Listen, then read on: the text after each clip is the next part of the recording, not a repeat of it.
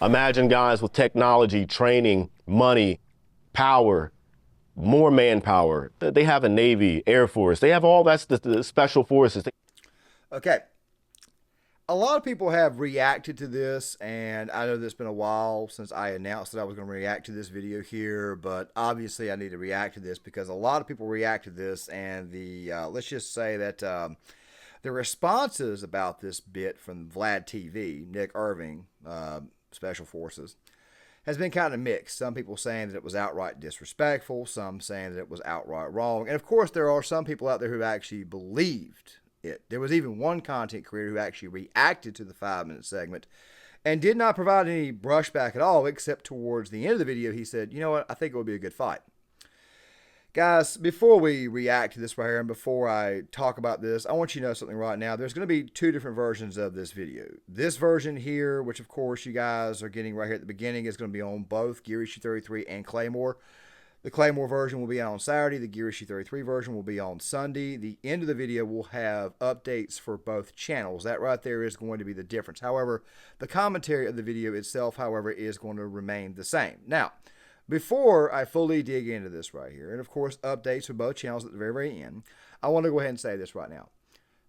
My initial viewing of this segment, and of course I watched the entire interview, was that maybe, just maybe, it's possible that what happened here was that Nick Irving was telling a certain audience that you might want to gear up for the possibility of going to war someday, and you might want to get your butts in line. Maybe he was trying to scare these people. I really and truly don't know, but still at the same time though, let's just say that there are reactions to this video, this segment, that criticize this segment for good reasons, of which, by the way, they also left out some very important details that I will come in here and fill in for you guys. Now, before we get started, and don't worry, we'll get to this segment here in a second, please, if you guys can, please hit the like button, subscribe, share, sound off in the comment section if you get the Gear Issue 33 version of the video. Obviously, it's the same segment here. It's just going to be that the update section at the end is going to be a little bit different.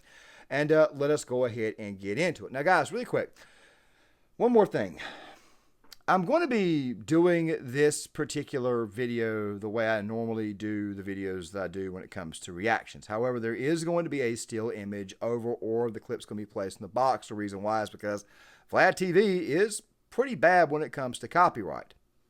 Still, though, with that right there out of the way, this first part's going to be a very small part because you guys are going to pick up very, very quickly on what I mean by I think it was designed for a certain audience, so here goes. So on something, because China, when they got hit with that tariff, you know, they responded very quickly, and they was like, they're ready to fight any type of war that Trump wants to fight. Like, they came back with very, very strong words.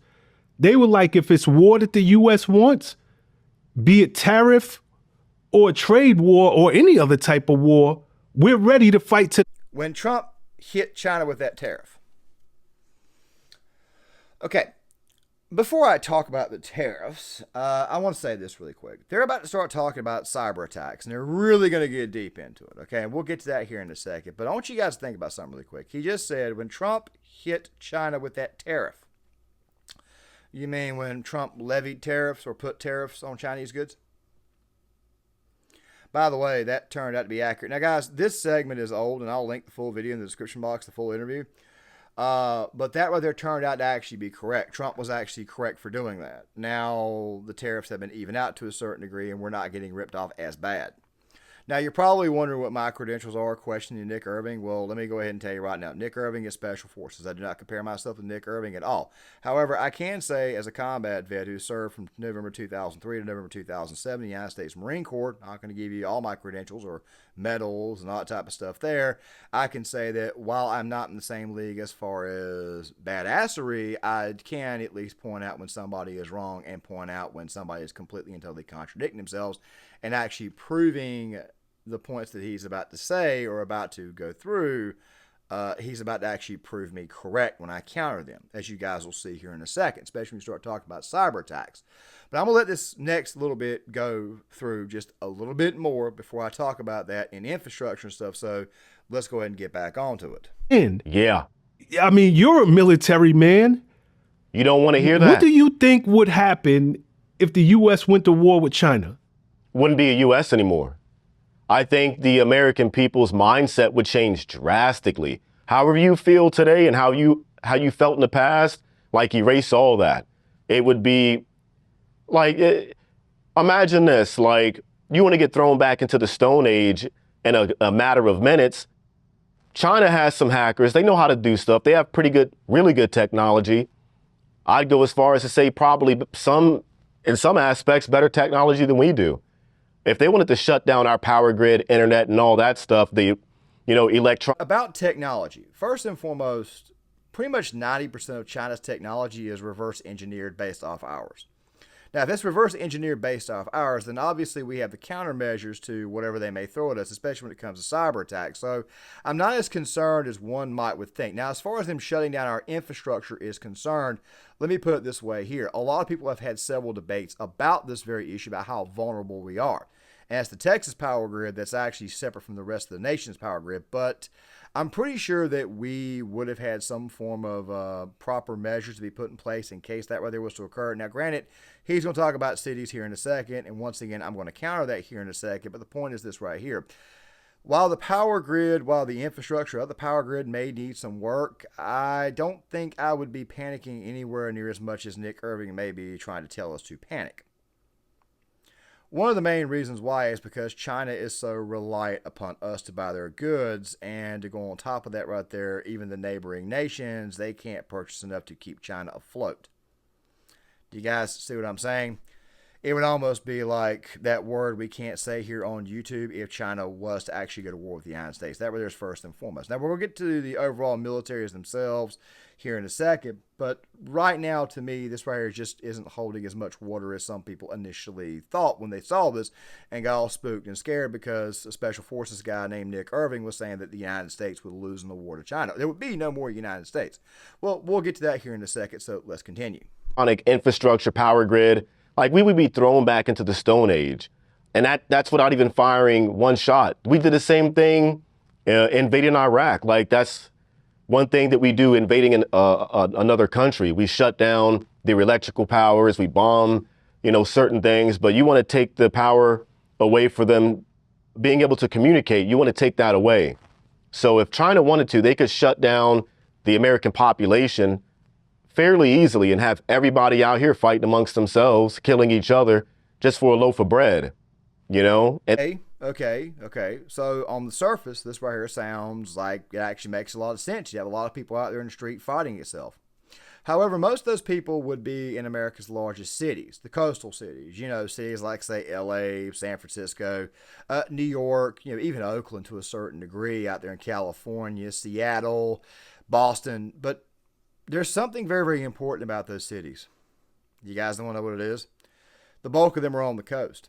There are ports nearby, of course, and we'll talk about that here in a second, but these are very, very left-leaning areas. It's kind of the same scenario that I have been saying, that if a CW was to occur in the United States, it would not occur as in red versus blue. It would mostly be blue on blue because you have different people who live in those areas, mostly blue voters, libs, left of center, left of right center. Most of those people there would probably be fighting one another. So if anything, you would be doing people who live in the producer areas of the nation a favor, just simply saying. Not trying to pick on anybody in the cities. Also, something else too you got to understand is this right here. This is a pretty big place. It's a big place within a small place, if you want to put it that way there. It's also very, very much divided within itself. And outside these cities and suburban areas, especially on the coast, and yes, I do know that we have inland big cities like, say, Charlotte in my home state, or, say, Minneapolis in Minnesota, or, like, say, Houston, Texas, which, of course, is actually close to the coast, and, of course, Dallas and areas like that. But the point is this right here. Outside those areas, that right there is where you get most of your hunters, your fishers, your outdoorsmen, your veterans, guys who serve. We'll talk about vets again in a second. A lot of law enforcement out there who also serve in the military. You got your good old boys, your hunters, your gun owners, those guys who actually practice and do things regularly, actually practice with their firearms. There's a reason why it is nobody wants to invade the United States. The biggest deterrent is, in fact, the Second Amendment. And the very first thing that would do if the cities lost power, if the situation was to occur, believe it or not, the federal government would actually close the switch and they would probably cut those areas off.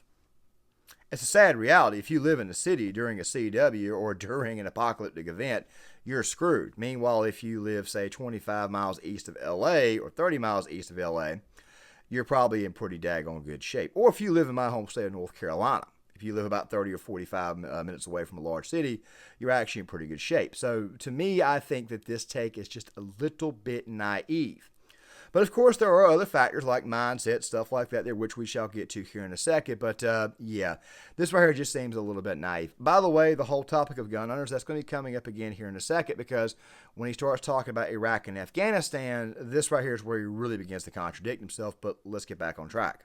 This next bit that you guys are about to see has kind of been edited. I've chosen to kind of edit the other two together. Like I said before, the full bit will be in the description box.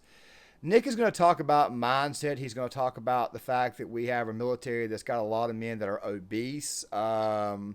Yeah, I'm going to play this right here for you guys right quick. And then, of course, we'll come back on the other side. I'll provide some pushback, and then I'll play the last part for you. And some of this stuff will probably in the B-roll footage as well, because there is also this bit about how it is that in Afghanistan, they made us tuck our tails. We'll get to that here in a second, but let me go ahead and roll this. This right here is going to be roughly a little over a minute. There's going to be a still image over it, of course, because it is Vlad TV, and they're bad for copyright. Of course, the way the military, and you'll hear a lot of vets say this, like, it was harder when I was in. I've been that guy too, but legitimately, you can look at it on paper. I think it was like 70% of the military personnel are overweight and obese, which is insane. It's a crazy high number.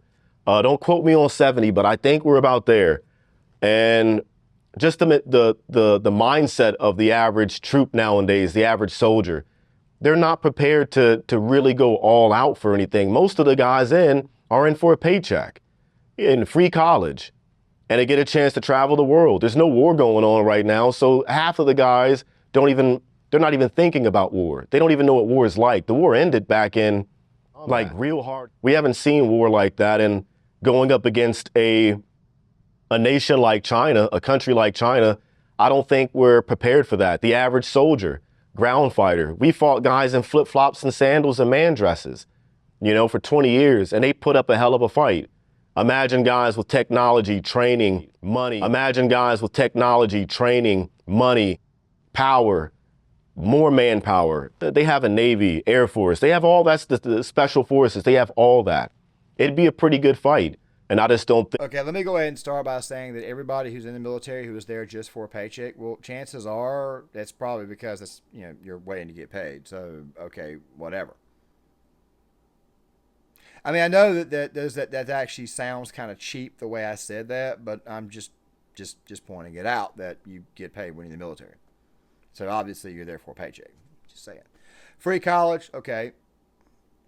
When you sign up to join the military, you get a GI Bill, so yeah. Traveling, okay. Not everybody gets to travel the way they want to travel when you join the military. You have to do that right here for an actual career to actually travel. Most people find that out. I mean, if anything, if Nick wanted to be honest, he would tell you that if you sign up for the United States Marine Corps, you do 4 years, and chances are you may do 1 or 2 deployments, kind of like I did. And you don't get to go anywhere exotic except to a combat zone like, say, Iraq. I mean, you could have been a little bit more honest there, dude. And something else, too, and this right here is just a major contradiction. This right here is this whole notion about our military being just overweight and obese.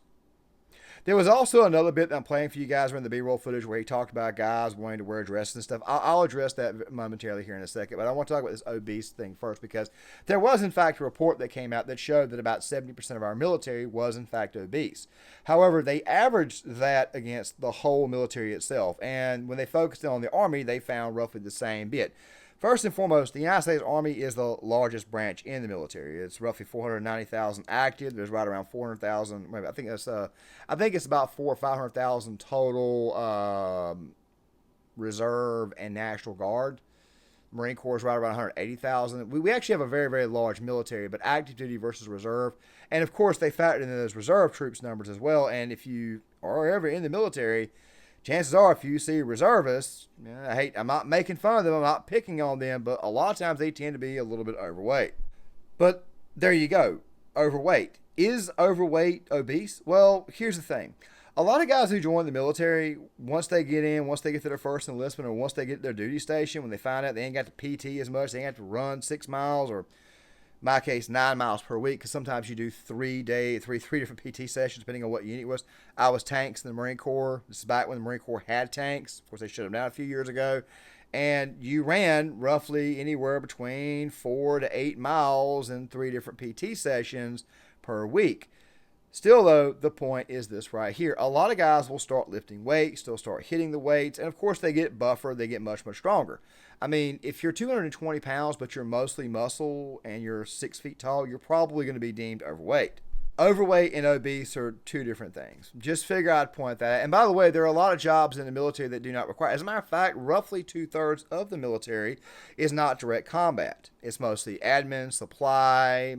Some of these are combat arms, MOSs, like say UAVs, or which is, of course, is drones, stuff like that there, where they don't need to be in shape right away. So to me, this is actually quite disrespectful and disingenuous when talking about. Now, there is one more thing that I do want to address before we get on to the last part, and it's this whole notion about it. And if I played it in the B-roll footage, but you guys will see it in the full interview if you choose to watch it. It's this notion about dudes and dresses and stuff. And I've talked about this before. I've harped on it before. My second channel, the Crusty Old Vet, Gear Issue 33. Yeah, I talked about it before. SJW in the military is obviously a bad thing. However, here's the thing, though.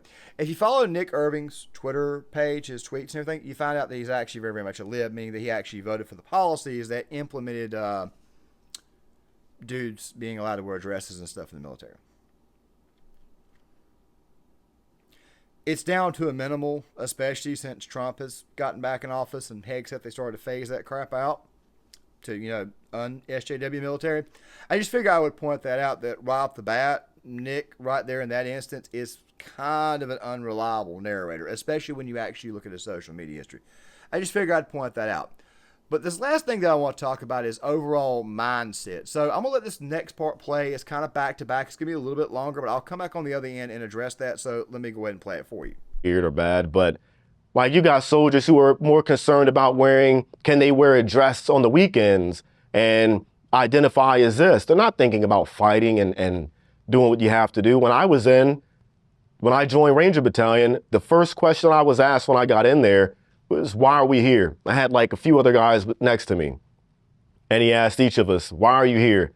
And you come across with the whole, I want to serve my country, be all that I can be. And he's like, no, cut the bullshit. Why are you here? And as blunt as it may come across, we all to a T said, because I want to kill people. And that sounds bad, but in the time of war, that's what you don't become a special operations guy training and doing all this training to be a nation builder and win the hearts and minds. You only train for one specific job, and it's all volunteer. You don't volunteer to get into this line of work and not want to kill or be capable of it. So I don't know. That's what I was in for. I think shifted, changed. I was in during a time when it was just that. We wanted to go kill as many bad guys as we possibly could, and we did by the thousands. So just not used to that now. And we were doing it up against, people way less, not significant, but they didn't have the infrastructure that China has. And we fought them for 20 years. Okay, let me go ahead and say this really quick. The first thing that I want to address here is this whole thing about the mindset and how it is that you join to kill people, and the mindset's just not there. First and foremost, if you tell a recruiter that you're joining the military to kill people, they're not going to take you serious. I've seen a couple of guys actually get rejected by the military for that. As a matter of fact, and I think some guys even know that if they get approached by a recruiter, if they overplay their hand or if they kind of overcompensate, I think they do that to, not get phone calls, second calls, third calls from the recruiter, just saying. Going into special forces, obviously that right there is a little bit different, but still, though, the point is this right here. The mindset of those who are looking to join the military. Well, all I know is that shortly after Trump got in office, military enlistment suddenly shot back up, okay? When you join the military, most guys are sponges. Like, you don't really know, and you find out when you get there, and then they become combat killing machines then. I was prepared to a certain degree, but of course, when I got to Paris Island and I got on those yellow footprints, I found out that, oh God, I really and truly was not prepared. Still, though, at the same time, though, that does not mean that you cannot become a combat killing machine, because just about everybody who joins the military is trained at some point in time to become a combat killing machine, especially if they join the Army or the Marines. Just saying. And there's one more thing about mindset that I'll get to here in a second, but I want to address one more thing before I get to mindset and close this video out. And it's this right here. I mentioned this earlier. You have a gun-toting populace. You have people that actually train with their firearms. You got guys who serve in the military, people who actually saw combat, all that there. You got cops. You got first responders, people who are actually trained to fight to a certain degree. And you're talking about people in flip-flops giving you a hard time. Now, granted, I understand Afghanistan and Iraq were not totally the same thing, even though my fight was Iraq. And we did deal with insurgents, exactly like Nick was talking about. But here's the thing, though. Those countries were much, much smaller, and they were rural with much, much smaller populations. What do you think would happen if China invaded the United States and had to deal with the good old boys here, of which, by the way, there are much, much more of them? Probably a tune of about 90 some odd million versus that 1 to 2 million. Now, granted, there's differences and things that people have got to iron out, and I understand the toughness factor, but the point is this right here. If put into a very, very bad or very, very hostile situation, or a situation where you may be malnourished compared to what you were a few weeks prior, people will ultimately adjust. The people that I don't think will adjust are probably the people of Nick's ilk, the city types who continue to vote for the policies that Nick is railing against, which of course are things that quite frankly he was very, very much in favor of, proving it with his vote. Just going off his social media history, just figure I'd point that out. But this right here to me is where we're going to close the video out, because there's one last thing that does need to be pointed out, and I think it's the most important thing that needs to be pointed out. In the United States of America, we recruit our men and women from typically working class homes that typically tend to be patriotic. That doesn't mean they vote Republican. Some of these households probably have Democrats, stuff like that right there too. Of course, if you look at the actual political makeup of the military, it's roughly 60%, 65%, 70% right-leaning, but it's still obviously left-leaning people there. That doesn't mean they're liberals. A left that's in the military is actually quite rare. The ones that are in the military, they somehow feel the need to put themselves out there on TikTok or whatever and go, I don't even want to get into it. But still, the point is this right here. We tend to select our men and women from working class homes, people who actually love this nation, all right? Or at least they love it to a certain extent. So all this talk about being there for a paycheck, yeah, guys that get a little bit complacent, but trust me, when the shit hits the fan, they're always ready to go. And China, on the other hand, and I would advise you guys please watch the documentary One Child Nation. China has spent a long time with their one-child policy, mostly little boys, creating little princes. Yes, they eventually join the military, or they're eventually drafted into military service, but they spent their entire life being doted on, being the only child, being raised to be a little prince. Also a volunteer military, and Nick even said something about this right earlier about volunteering. That's the most important thing. You see, our men and women volunteer for military service. In China, they don't. They're plucked. No freedom. No nothing. They go in there as a drone. They've been going in there, by the way, like I said before, basically raised as little princes because they were the only child in the family, and therefore they don't make as effective soldiers. Think about this right here. In the United States, most households have more than one child. So if you are watching this video, you more than likely have a brother or a sister. Or you may have two brothers and two sisters. Or maybe you have three brothers and like a sister. Or maybe three sisters. The point I'm trying to make is this right here. In the United States, you are raised from a very, very young age as a baby. You are raised to be competitive, whether you know it or not. You're competing against one another in the house. Competition makes you stronger, makes you mentally tougher. Why do you think our athletes dominate at the Olympic Games? It's not rigged. In some cases, maybe. But there's a reason why it is we dominate. America has a much, much more natural competitive spirit. But hey, those right there are just my thoughts on this situation. Now, I know some simps will come in here and they'll probably try to say that I'm wrong. And hey, that's fine. Go right ahead. Please do so. I'd love to hear what you got to say. Still, though, at the same time, if you guys can, please do hit the like button, subscribe, and share. Like I said before, there are two different versions of this video. There's going to be updates for both channels. So if you clicked on Crusty Old Vet, you'll get updates for the Crusty Old Vet. If you clicked on John Claymore, you will get updates for John Claymore. So let us go ahead and get to those. Okay, so here's the Claymore side of the update. So right now, the video that we are working on is a video on the film All Quiet on the Western Front. Now, guys, really quick, it's not going to be a full-blown plot breakdown, and right now I'm looking to have it released not on June the 30th. I'm going to try to get it released before then, maybe the 28th. I'm working on it now, but it could take a while given the fact that I have a video that's slated to be removed, that with there being the one on First Blood. And it could cost me 7 days, but I feel confident that I will beat the situation. Still, though, at the same time, if there is a good 2-week delay in videos, there's a reason for it. It's probably because I received a copyright strike. So just giving you guys a heads up. I think that I'll probably receive one because Studio Canal is a real pain in the ass, which is funny, too, because Studio Canal is connected to Warner Brothers, and Warner Brothers I just defeated on the Full Metal Jacket review. It's kind of weird, kind of strange, but still, though, I wanted to go ahead and get this video out. Now, guys, in case the All Quiet on the Western Front video has not been released next week, you'll get a release from me on something different or something related that will also come back with a re-update, and that video will probably get pushed out a week. Just pushing it out to be safe, to get through the copyright checks and all that type of stuff there, and having a chance to have already proven my case to YouTube. Because normally what happens is that they go ahead and put a copyright claim in right away, and you get such and such amount of time to fight back on it. And of course, I want to make sure that the video is fully monetized, and therefore obviously has ad revenue. With that right there being said, if you guys can, please hit the like button, subscribe, share. I'd love to hear what you guys have got to say, and I'll see you guys later.